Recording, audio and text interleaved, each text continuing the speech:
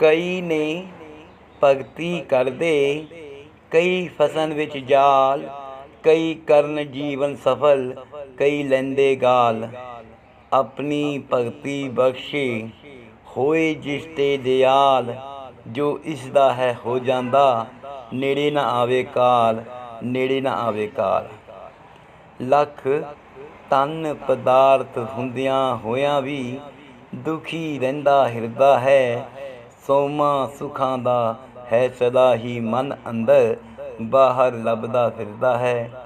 ਅੰਤ ਸਮੇਂ ਆਤਮਾ ਪਰਲੋਕ ਜਾਣੀ, ਇਸ ਤਨ ਨੇ ਹੈ ਜਲ ਜਾਣਾ, ਇਸ ਤਨ ਨੇ ਹੈ ਜਲ ਜਾਣਾ।